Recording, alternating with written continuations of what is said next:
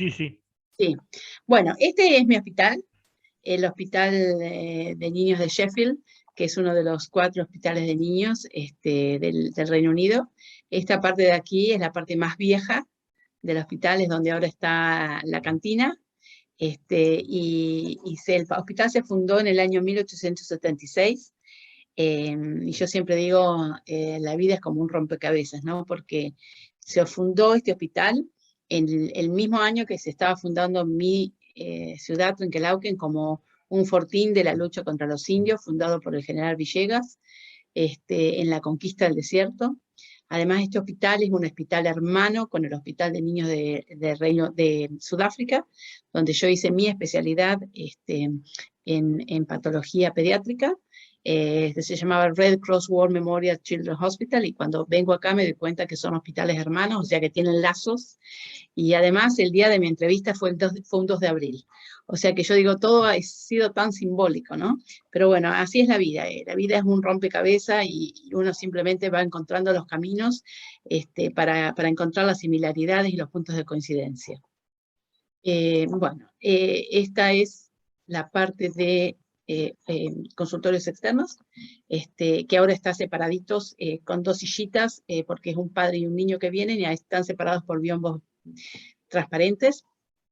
Bueno, les voy a contar un poquito de COVID en el mundo, cómo estamos hoy, la vacunación, los adultos, los niños, la tercera dosis, la variante Delta y sobre todo, bueno, cómo seguimos. Pueden seguirme en @drmartacohen. Tengo un canal de YouTube que es doctor.martacohen. Mañana estoy subiendo un video sobre la tercera dosis, y bueno, y por qué la necesitamos. Bueno, estos son datos de hoy. Fíjense, coronavirus en el mundo, 238 millones.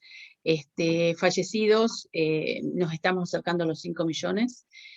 Probablemente es mucho más. Ayer estaba leyendo un artículo en el diario Guardian, en donde en realidad sí sería mucho más. En países como, por ejemplo, Rusia, tienen aproximadamente 500.000 de fallecidos, pero en realidad contando los excesos de muertes con respecto del 2020 con respecto al mismo periodo del año antes de la pandemia.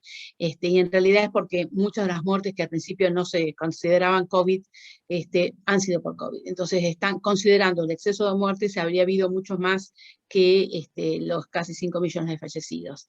Es importante que unos 17 millones todavía continúan con la enfermedad, y de estos 83.265, que es el 0,5%, son los que están graves. Son los pacientes en el mundo que están en terapia intensiva y demás.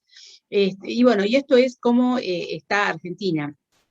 Si ustedes ven a esta página, que es la que yo generalmente voy autorizando para las distintas charlas, Argentina no está tan mal como está Estados Unidos, o como está incluso el Reino Unido, y está mucho mejor que Brasil, sin ninguna duda, ¿no es cierto?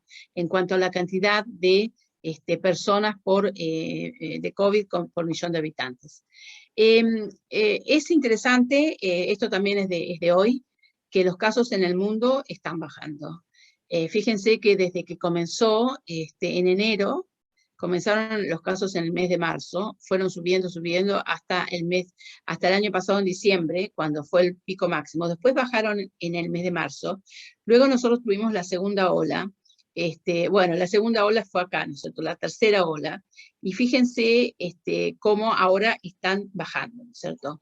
En los casos en el mundo tenemos 444.451 el día del 8 de octubre, por eso lo puse aquí, y lo comparé con un día, el 20 de abril, 29 de abril, que había prácticamente el doble de casos, ¿cierto? O sea, sí, el doble de casos. Así que en realidad estamos mejor como mundo. Creo que también las muertes se han enlentecido, y bueno, obviamente eso es la vacunación, ¿no es cierto? O sea, sin duda, uno de los temas que domina el tema de la pandemia y la vacunación es la inequidad. Es decir, lo que el Papa dijo, y yo no soy una persona muy admiradora del Papa, porque tiene muchas cosas que no me convencen, pero esto sí es verdad lo que dijo. Él habló del nacionalismo de las vacunas. y es lo que hizo Israel, por ejemplo. Compró las vacunas de Pfizer, más de lo que las vacunas valían, y vacunó a toda su población. Y en realidad es, bueno, me protejo yo, me cuido yo y el resto. Y lo mismo pasó con, por ejemplo, el tema de los test diagnósticos, de los guantes, de las máscaras, que al principio faltaban tanto, no sé si lo recuerdan, hace un año, cuando estábamos en el mes de, no sé, mayo del año pasado, era terrible. Y todos los países cerraron sus fronteras para no exportar. Y fue eso, y bueno, lo mismo pasa con el tema de las vacunas. Todos queremos ahora la tercera dosis. Argentina quiere vacunar a los niños de 3 años a 11 años, pues ya está vacunando, sin pensar que África necesita vacunas. ¿Mm? Entonces, fíjense, Sudamérica con respecto a las vacunas, Asia, obviamente China vacunó muchísimo, pero tienen un tercio de la población, bueno, un séptimo de la población del mundo, ¿no? Pero fíjense la vacunación en África. Y fíjense la cantidad de dosis administradas de acuerdo a los países. Estos en rojo, menos dosis porque son los países más pobres, África, algunas partes de Asia. Estos son los países de alto income, que obviamente tienen la más cantidad de gente vacunada, ¿no es cierto? Y el porcentaje del mundo vacunado con 2 dosis, Argentina ha hecho mucho progreso. Fíjense que está en este color verde. Obviamente Chile y Uruguay en Sudamérica son los países mejor vacunados. España, China, Canadá, etc.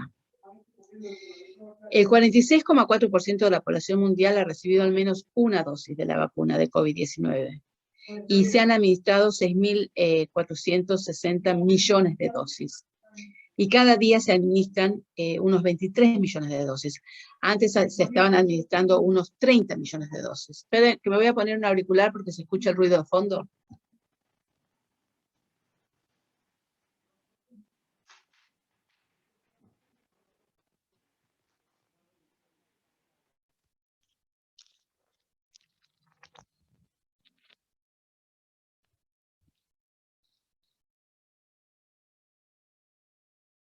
¿Me escuchan ahí? Sí. Y solo el 2,5% de los países emergentes ha recibido una dosis. ¿Y esto por qué es importante? Porque la pandemia no va a terminar hasta que todo el mundo o el 75% del mundo esté vacunado. Entonces es importante vacunar al mundo, porque la pandemia nos afecta a todo, no solamente a, bueno, no es que cuando se termine de vacunar un país se va a terminar la pandemia, no tiene que considerarse el mundo. Bueno, esta plaquita también es del día de ayer, ¿no es cierto? O sea, son los datos de ayer que los bajé hoy. Fíjense que Argentina está bien en cuanto a la cantidad de países como han ido vacunando, y está con el 68% de la población que ha recibido por lo menos una dosis de la vacuna, y una gran parte de la población que ha recibido 2 dosis de la vacuna. Y es interesante porque yo había puesto la misma tablita hacía, no sé, 3 semanas, y Argentina estaba por acá, o sea, estaba mucho menos. Ahora, fíjense Tanzania, por ejemplo, menos del 1%. Fíjense Nigeria, 2,3%, Etiopía, 2,5%, Kenia, 5,6%, Egipto. O sea, realmente necesitamos pensar en el otro, necesitamos ser solidarios. Esta es esto es hoy, Argentina tiene pocos fallecimientos, 28, tiene pocos casos, pero ha hecho 33.285 tests. Y eso no es lo ideal. Eso no es lo ideal porque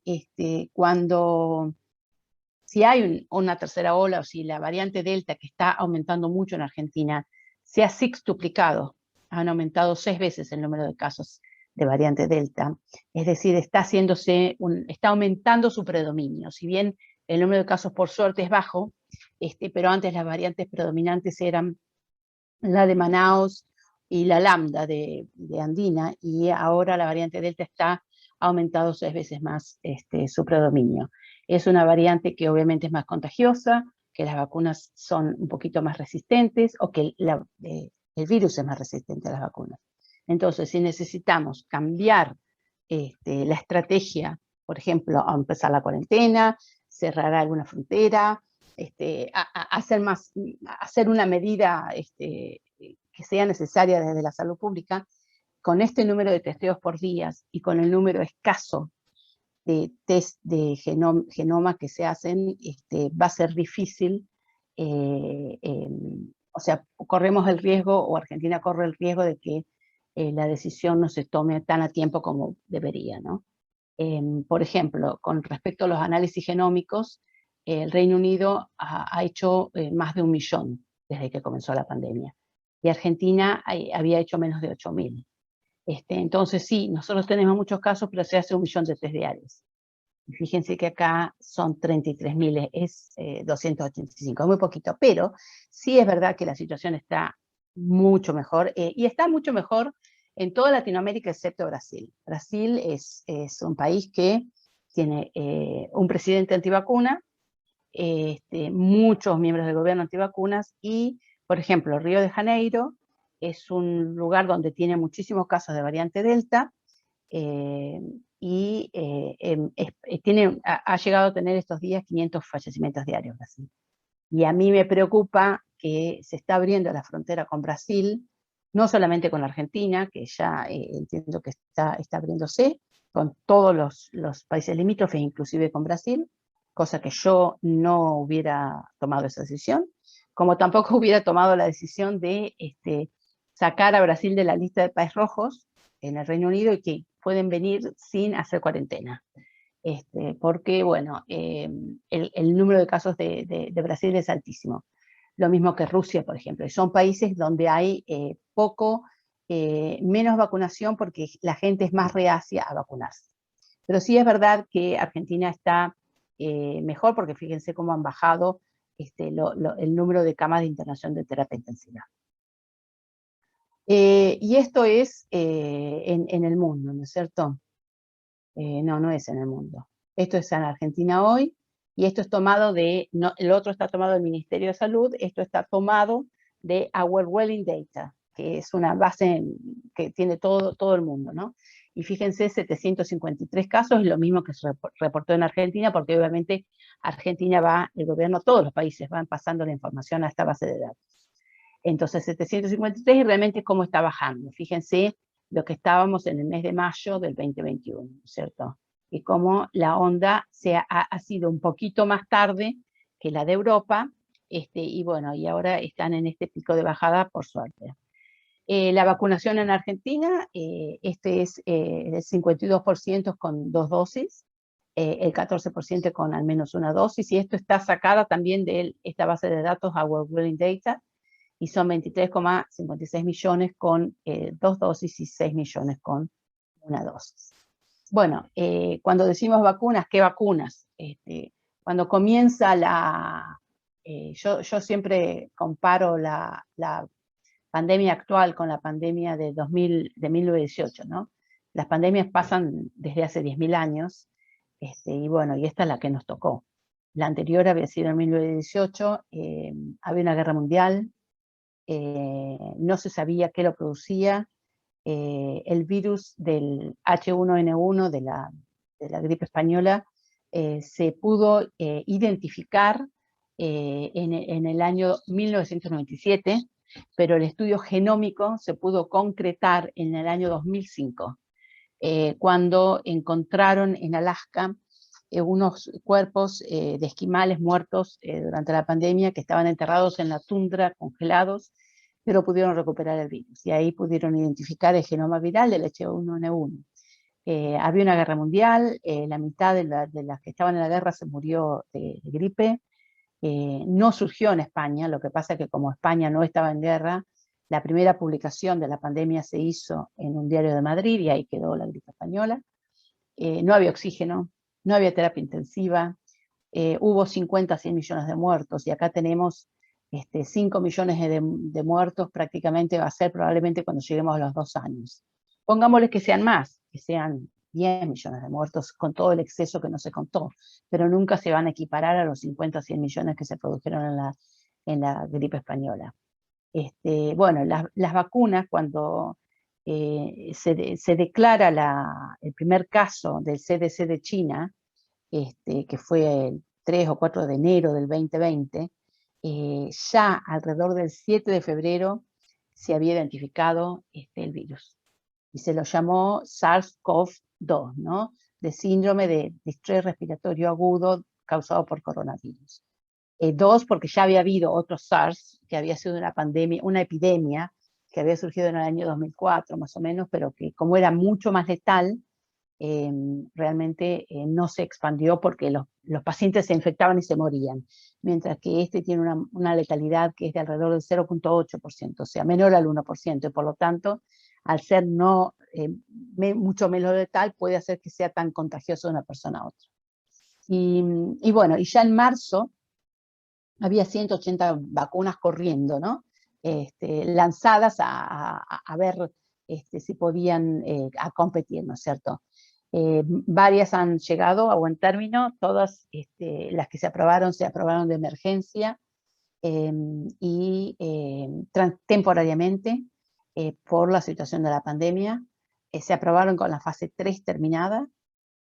Hay una sola vacuna que sí ya está aprobada definitivamente, que es la de Pfizer-BioNTech, que es una vacuna de virus ARN, o sea, es una vacuna ARN, es una vacuna sintética que en realidad la diseñaron dos turcos, un matrimonio de científicos turcos que está en Alemania, que tienen el laboratorio BioNTech, por eso se llama Pfizer-BioNTech, que en realidad ellos estaban ya trabajando para utilizar esto para medicamentos del cáncer. Cuando surge la pandemia se les ocurre redirigir su investigación a hacer una vacuna, y bueno, es la primera vez en la historia, y yo creo que es lo que va a revolucionar no solamente la vacunología y cómo diseñamos las vacunas, sino también la farmacología y cómo podemos hacer tratamientos personalizados. Pero bueno, eso es para otra charla. Las vacunas más antiguas son las de virus desactivados. Son las virus inactivados, que es como por ejemplo la de Sinopharm en Argentina o la de Sinovac, que también es china y se usan en Uruguay, y que lo que se inyecta es una versión debilitada o inactivada del virus, y que es capaz de reproducir, pero no es capaz de reproducir, pero puede generar una respuesta inmune. Este es el método más antiguo, tiene 70 años, es el método con el que se pudo combatir la poliomielitis con la vacuna de Salk. Muchas vacunas de gripe todavía siguen siendo de este mecanismo, pero yo pienso que es la última vez que esta vacuna va a ser utilizada. Son vacunas que, como el virus cuando produce la enfermedad produce una inmunidad que es de 3 horas, perdón, de 3 meses a 6, 7 meses, yo siempre pensé que la inmunidad de la vacuna inactivada iba a ser similar, y lo es. Y en general es de 6 meses, desde la primera dosis, y 5 meses de la segunda dosis. Por eso es importante que en este momento el gobierno argentino esté pensando, debería estar pensando, que ya hay que dar la tercera dosis de Sinopharm a todos aquellos que tuvieron la segunda dosis hace 5 meses o más, de cualquier edad. ¿Por qué? Porque la inmunidad desaparece. Las vacunas vectorizadas, el ejemplo es la de Oxford AstraZeneca, o la de Johnson Johnson, o Janssen, como se lo dice en Argentina, que es una monodosis. También la vacuna de Sputnik, en donde hay un componente del virus, que son los antígenos. En este caso son antígenos de la proteína, de la coronita del virus. Se inyectan, no pueden producir enfermedad porque es solamente el antígeno. Se inyectan en un virus atenuado, que es un adenovirus en este caso, de chimpancé para la de Oxford, o humano para la de Sputnik o para la de Johnson, y forman parte de la vacuna. Entonces cuando uno recibe la inyección, recibe el antígeno y despierta una inmunidad. Y la inmunidad es buena, es menos eficiente que las de ARN mensajero, pero aparentemente esa eficiencia, si bien es menor, sería un poquito más duradera para la parte de la memoria inmunológica. Y también acá sí se están dando ya la tercera dosis, porque a partir de los 6 meses la inmunidad disminuye. Y lo mismo pasa con las de ARN mensajero, que son completamente sintéticas, son las vacunas que se privilegian para las embarazadas, para los niños mayores de 12 años se da aquí, y para las personas menores de 40 años se da esta vacuna. Para las que tienen inmunodeficiencias porque no tienen ningún componente viral, entonces no podría producir la enfermedad. Y lo que se inyecta es un mensaje genético, entonces ese mensaje ingresa a la célula, y en la célula, utilizando los componentes de la propia célula, va a producir unas proteínas en los ribosomas de la célula. Esas proteínas son iguales al antígeno viral, a partecitas del antígeno viral, y eso va a despertar la inmunidad. Y si entrara el virus verdadero, los anticuerpos están neutralizantes, están producidos, y de esta manera el cuerpo está vacunado, preparado como para combatir la infección. Y las vacunas en base a proteínas son las vacunas que vienen, ¿no? Que es sobre todo la de Novavax, y que es un sistema completamente nuevo, donde se inyecta solo proteínas del virus, es bastante prometedor, pero bueno, también sería un método nuevo que aún no están aprobadas y nunca se han usado. Esta es la de ARN mensajero, no solamente la de Pfizer, sino también la de Moderna. Bueno, ¿podremos detener la pandemia? Bueno, yo pienso que sí. Todas las pandemias han durado 2 a 3 años, así que yo espero que siempre desde el principio hablé de que esta pandemia, como yo lo veo, va a terminar antes para el mundo desarrollado, porque los 3 pilares para combatir la pandemia, que es la responsabilidad individual, que obviamente depende de la educación, mayor educación de la población, mayor responsabilidad individual, los testeos masivos, obviamente acá se están haciendo 1 millón diarios y se siguen haciendo 1 millón diarios, y la vacunación masiva. Y bueno, en este momento acá hay un 85% vacunado con 2 dosis, y ya se están administrando la 3ª dosis.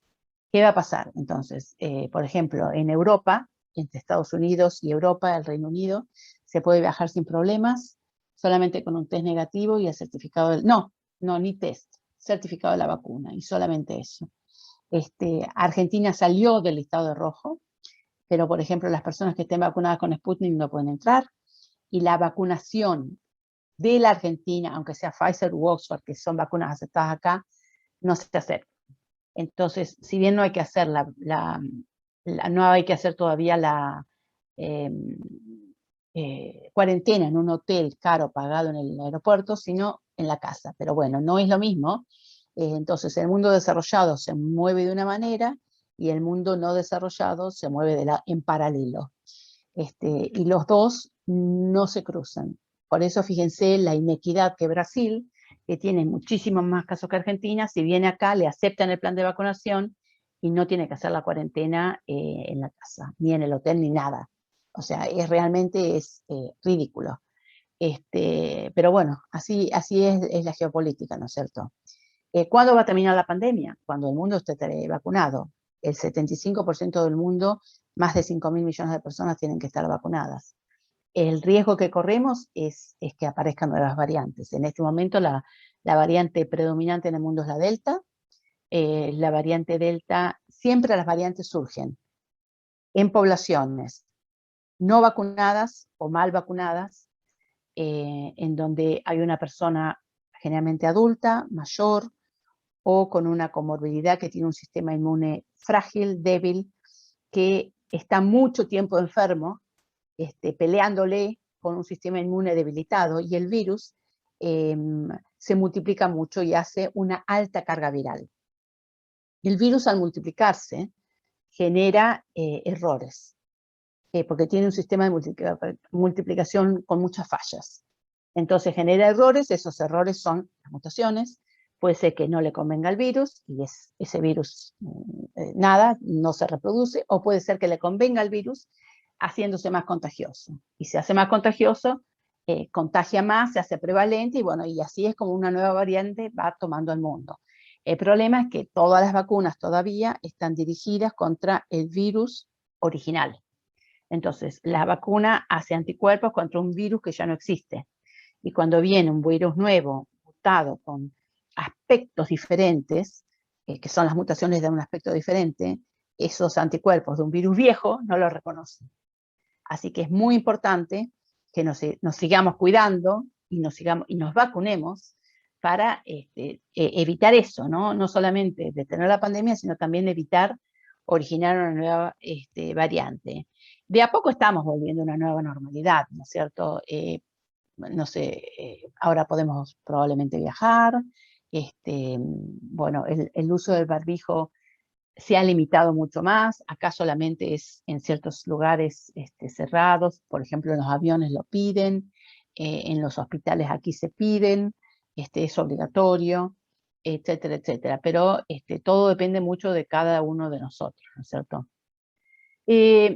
Otro de los problemas, uno tiene que siempre ver cuando administra una vacuna el costo-beneficio. En enero del 2021 se vio que con la vacuna de Pfizer había habido 29 personas en Noruega que se murieron luego de tomar la vacuna, de aplicarse la vacuna de Pfizer. Y en realidad 10 de los casos fue por complicaciones de la vacuna. También pasó en abril del 2021 con las trombosis.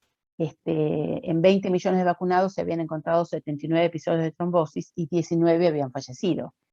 La mayoría de los fallecidos eran mujeres menores de 55 años, pero el riesgo de muerte es de 1 en 1.000.000. Y lo que les decía, si una persona tiene mayor 75 años o más, el riesgo de muerte es de 1 en 8. Y si tiene 40 años, el riesgo de muerte por COVID es 1 en 1.000. Es decir, uno tiene que ver cuál es el riesgo. El riesgo es un episodio de trombosis, una muerte por trombosis en 1.000.000, versus si uno tiene 75 años, 1 en 8. Entonces el beneficio de la vacuna supera el riesgo de la vacuna. Y de ahí, bueno, tiene que ver con los niños también, ¿no es cierto? ¿Cuál es el beneficio y cuál es el riesgo en los niños?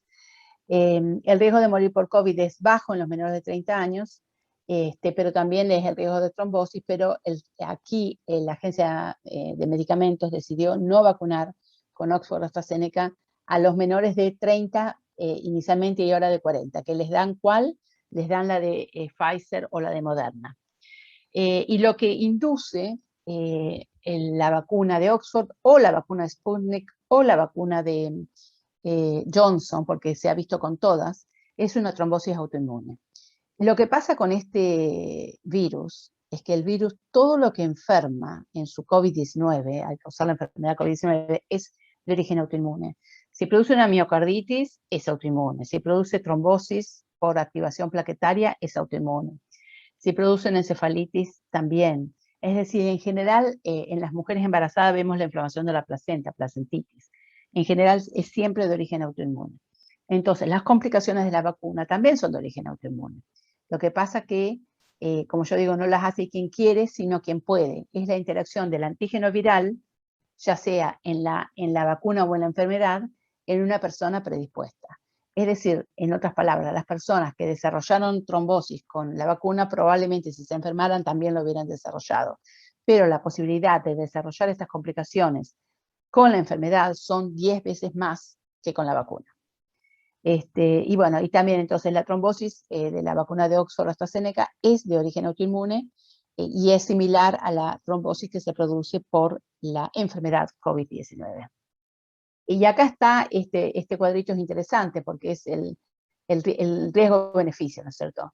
Si una persona tiene 60-69 años, el potencial beneficio de la vacuna es 41.3 y el riesgo es 0.2.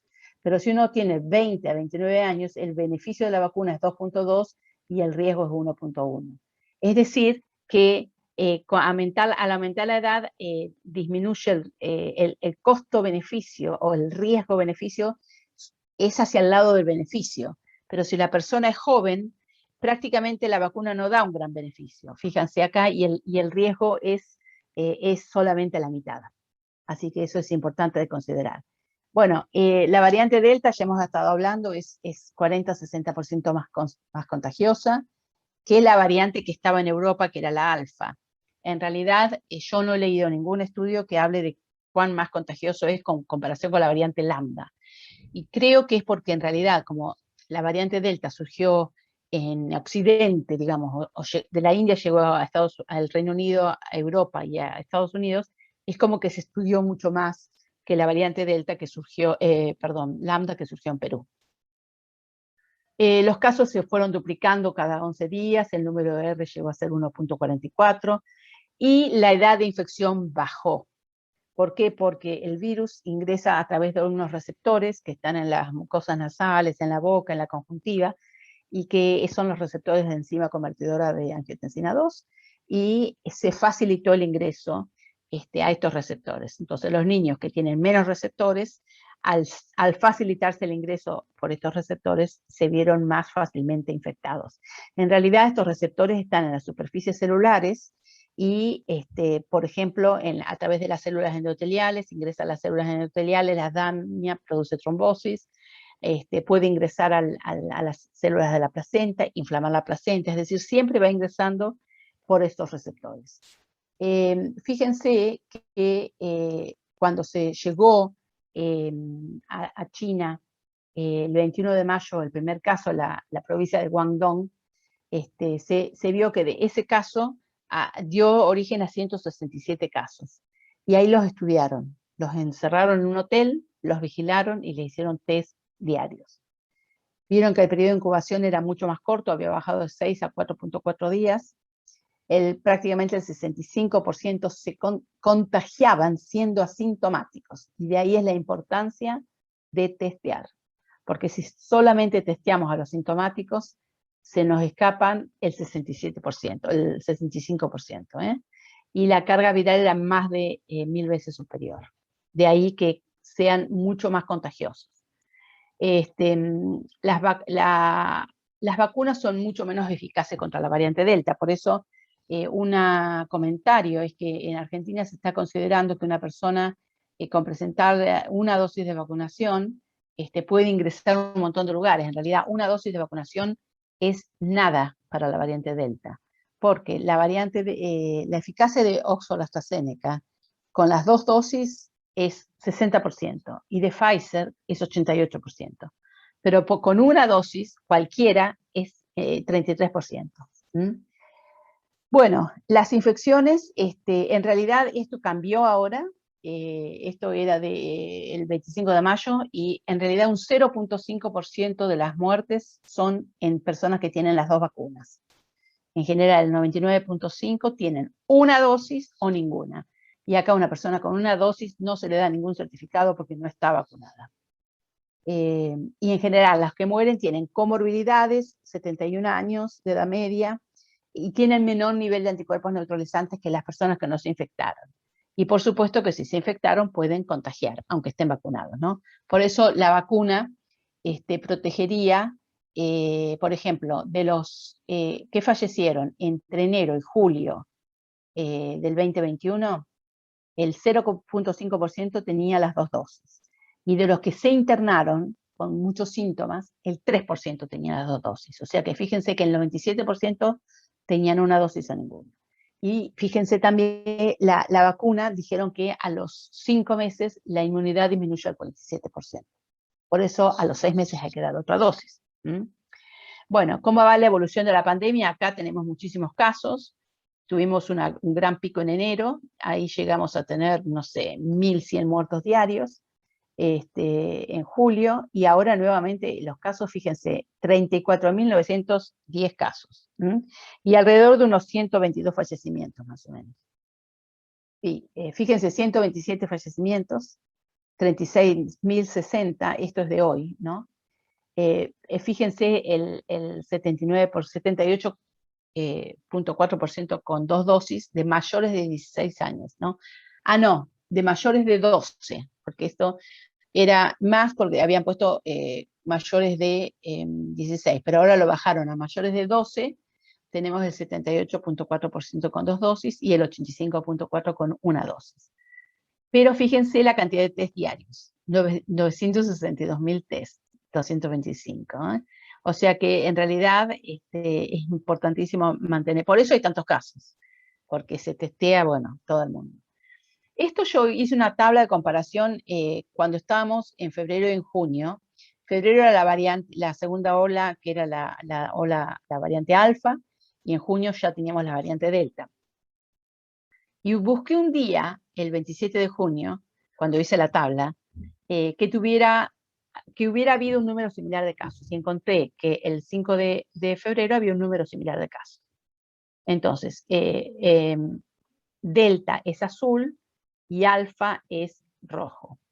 Fíjense, el número de test había superado el 1.000.000 con la delta y había sido mucho menos, 645.000 con la alfa. Fíjense las casas de los internados. Los internados en el mes de febrero con la variante alfa habían sido 2.005. Con la variante delta, con similar número de casos, 227. Y fíjense los fallecidos, 11 versus 774. ¿Y cuál era la diferencia? La diferencia era la vacuna. Fíjense, con 2 dosis teníamos en ese momento 61,6, pero ahí se consideraban mayores de 18 años, ¿no? Y acá con 2 dosis el 1%. O sea que la diferencia es la doble vacunación. Bueno, con respecto a la tercera dosis, la OMS pide que se dilate hasta septiembre, por eso acá se empezó recién ahora en octubre. Israel ya administró 1.000.000 de terceras dosis, Turquía también, el Reino Unido, bueno, a mí me tocó ayer la tercera dosis, y bueno, y también Estados Unidos. Pero no es para todos la tercera dosis, ¿eh? La tercera dosis es para personal de salud, todo, personas de más de 50 años, todas, y personas con comorbilidades de cualquier edad. O sea, como faltan dosis, no se pueden dar a todos, ¿cierto? Bueno, sí se sabe que hay un porcentaje de personas vacunadas que tienen una respuesta inmune débil, que es el 40%. Sobre todo personas que tienen síndromes inmunes y por eso la necesidad de la tercera dosis, ¿eh? Pero lo que todavía no se sabe es si esto es para la inmunidad de anticuerpos neutralizantes. No se sabe si la inmunidad celular seguiría, también bajaría, ¿no? Se piensa que la inmunidad celular puede durar más tiempo. Bueno, y que, como les digo, los anticuerpos bajan significativamente a los 7 meses, y esto ya está demostrado, por lo tanto, lo de la tercera dosis es un hecho. Por eso, bueno, una preocupación mía es que en Argentina de la tercera dosis no se habla, cuando en realidad, ya les dije, este grupo tiene que recibir tercera dosis, y los de Sinopharm significativamente todos. Este fue mi cálculo, deberíamos vacunar 5.164 millones de la población mundial, que es el 75%. Y así obtendremos una inmunidad de rebaño artificial. Obviamente los niños tienen riesgo también, sobre todo si tienen comorbilidades, son obesos, condiciones de neurodesarrollo, insuficiencia respiratoria crónica, pero en China la mayoría tuvieron una enfermedad leve o moderada. Menos del 3% tuvo una enfermedad grave con distrés respiratorio, menos del 1% enfermedad muy grave, y también hubo casos de neurotropismo. Obviamente tenemos esto del síndrome inflamatorio que se produce en niños sanos que han tenido COVID y que lo desarrollan después, 1 o 3 semanas después del COVID, y es un shock, y es por una respuesta antiinflamatoria con muchas citoquinas, y le llaman la tormenta de las citoquinas. Bueno, los niños se infectan poco y se enferman poco, generalmente son asintomáticos. Los síntomas pueden ser más gastrointestinales, fatiga, pérdida del olfato, gusto. La mayoría de los contagios ocurren en el medio familiar, es decir, los niños no son los vectores de la enfermedad, y los niños de más de 5 años pueden usar barbijo, ¿no? Acá lo usaron, ahora ya no. Ahora, ya les expliqué, deben vacunarse. En el Reino Unido se da una dosis de la vacuna, ¿cuál? Sinopharm. O sea, en el mundo, la vacuna aprobada para niños es la vacuna Pfizer. Dije Sinopharm porque lo leí abajo. Se da la Pfizer en el mundo, es la vacuna aprobada. En muchos países es también Moderna, no en el Reino Unido.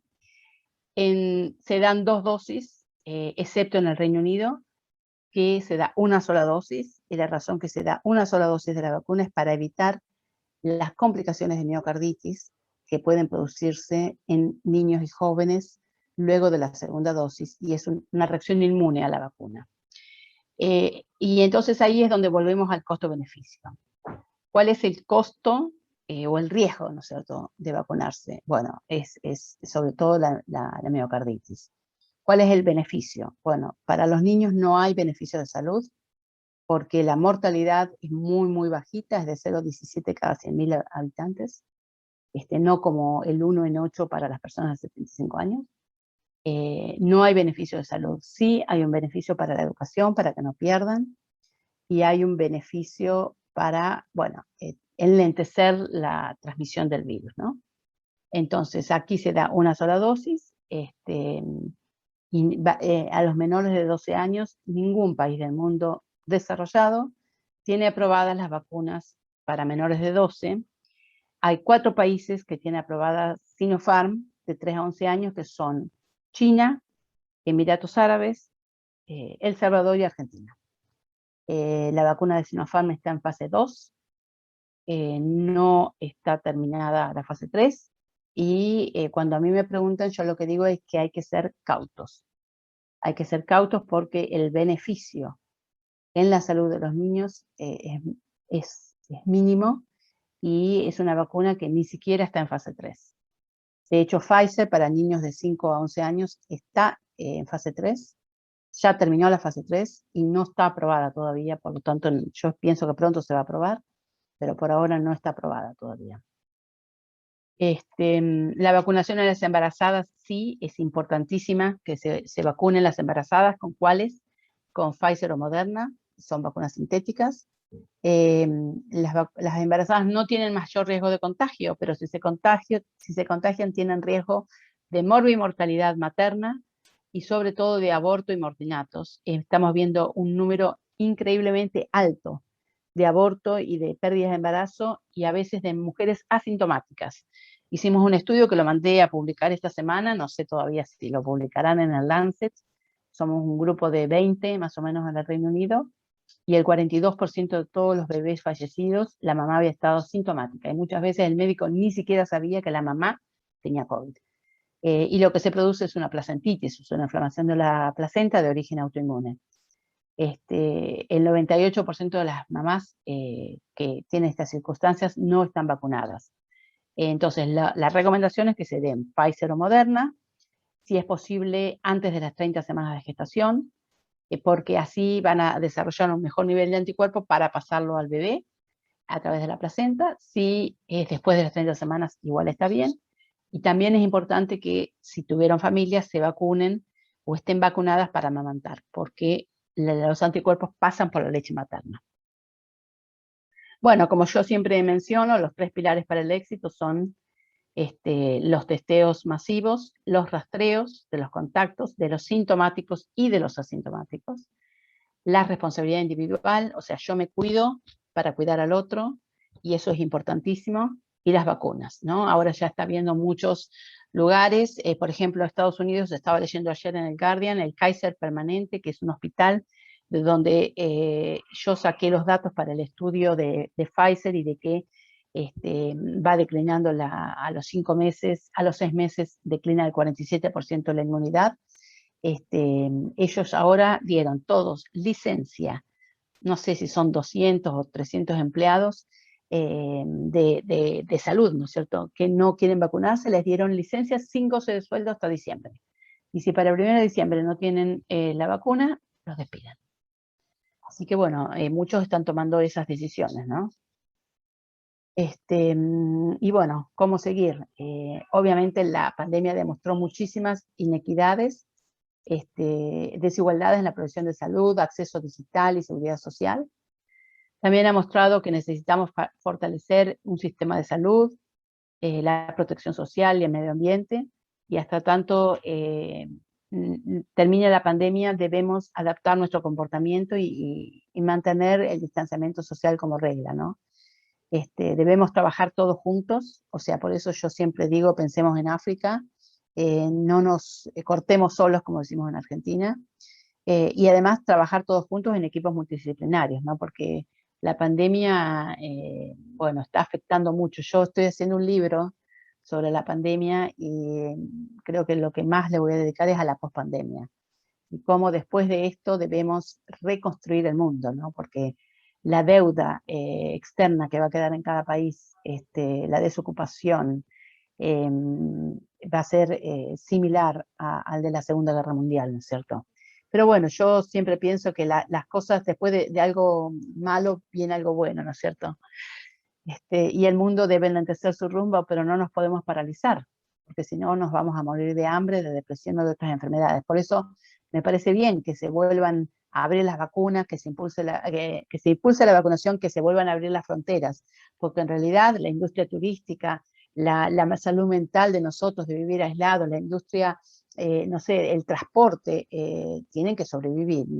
Y yo creo que, bueno, lamentablemente sabemos cómo terminan los conflictos de desempleo y demás, no es nada bueno. Así que me parece bien, pero para eso tenemos que seguir siendo responsables, ¿no es cierto?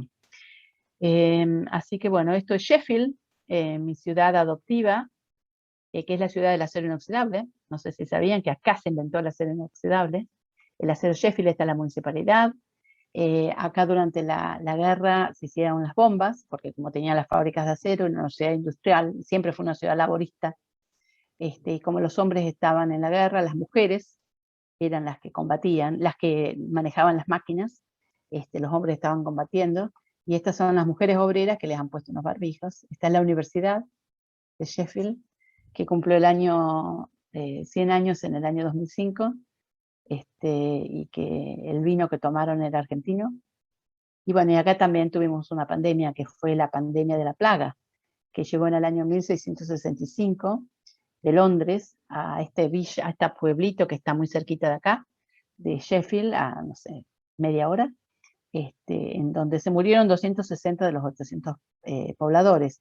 Ellos no sabían qué pasaba, pero sí vieron que se murió el sastre, la esposa del sastre, la hija del sastre, y bueno, entonces se dieron cuenta que pasaba algo de una a otra persona. Entonces el pastor, el párroco local, dijo que todos nos deberíamos quedar acá, nadie salía y nadie entraba. Y bueno, y ahí los pobladores de al lado, las ciudades de al lado, le dejaban comida, y la gente de IAM les pagaba con monedas en cuencos con vinagre.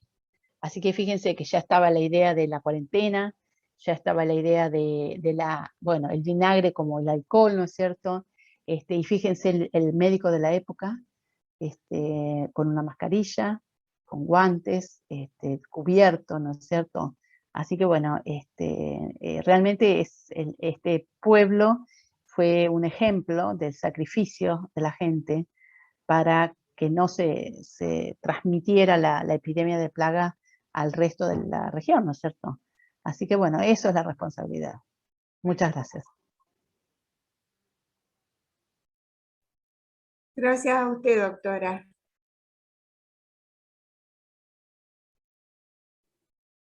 Excelente. Muchas gracias. Muchas Muy gracias. interesante. Muchas gracias. Le vamos a dar paso al doctor Alonso, por favor, para hacer una pregunta. Gracias.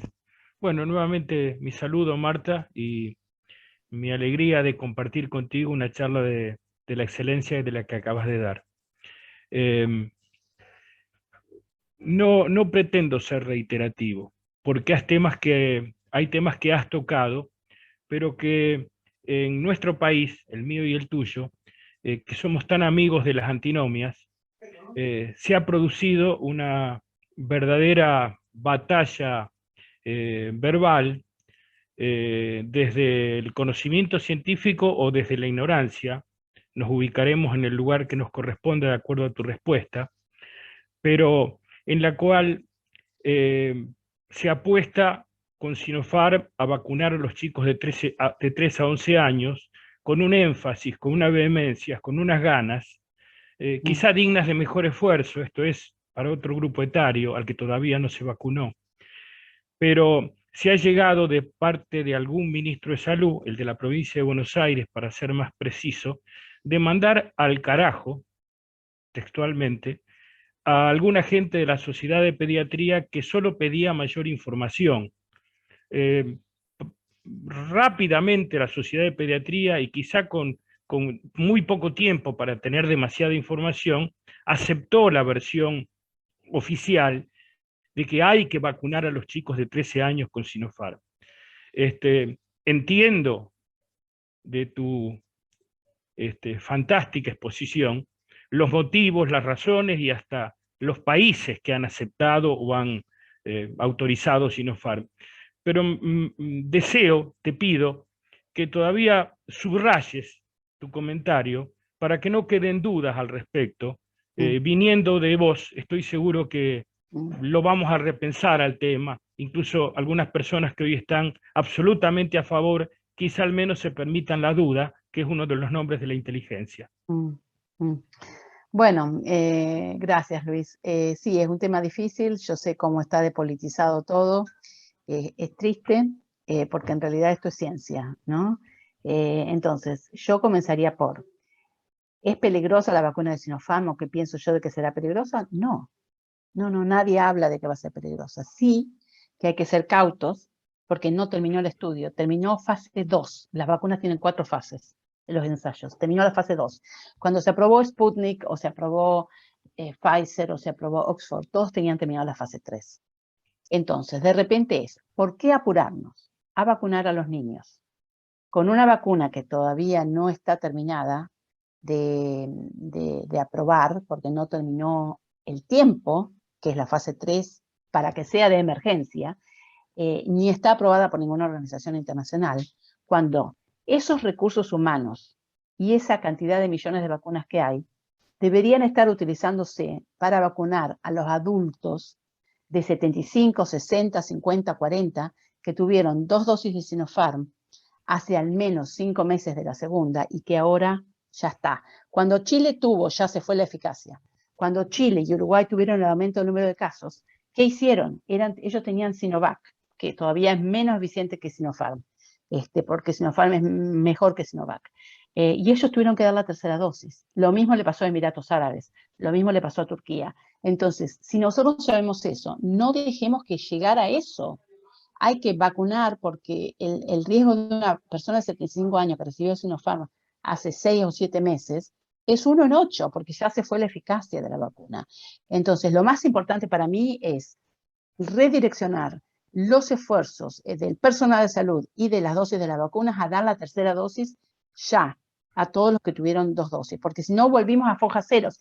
Entonces yo digo, sí, tenemos el 68% de la población vacunada, o el 58% de la población vacunada, pero en realidad nos estamos olvidando que todos esos millones ya no tienen eficacia. Entonces vamos a deconstruir lo construido. Eso para mí es lo más importante. Después la otra cosa es que Argentina tiene que estar pensando en la tercera dosis para todos aquellos otros, que ya te digo, más de 50, etcétera, con el resto de las vacunas. Y después los niños, porque los niños en realidad se mueren poco, se enferman poco, por suerte, ¿no? Y mientras tanto, habrá una vacuna que a lo mejor sea Sinopharm, que esté terminada la fase 3 y aprobada en tiempo y forma, ¿no?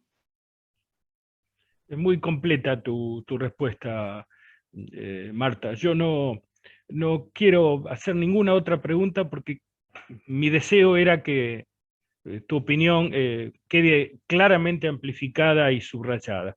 Estoy de acuerdo y te agradezco. Bueno. Adriana, si hay alguna pregunta de los chats, quizá puedas realizarla. A mí me ha quedado muy claro y le agradezco enormemente a Marta su disertación. Bueno. No, ya nuestro presidente va a terminar la reunión, seguro. Gracias, muchas gracias. Gracias, Adriana. Bueno, muchas gracias. Sabemos que tiene otro compromiso en pocos minutos la doctora, así que la liberamos, le damos las gracias, una excelente disertación y bueno, esperamos contar en otra ocasión con usted también. Ojalá. Muchas gracias por los mensajes de gracias de los corazones. Bueno, un placer y bueno, es mi manera de ayudar. Por eso es tan importante que en esto estamos todos juntos, que no haya separaciones, porque el virus no sabe si somos de qué partido político, de qué raza, de qué país. El virus nos identifica a todos como humanos, así que estamos todos juntos. ¿Okay? Gracias. Bueno. Muy buenas tardes. Gracias. Gracias. Adiós. Muchas gracias. Gracias, Marta, Chao. gracias.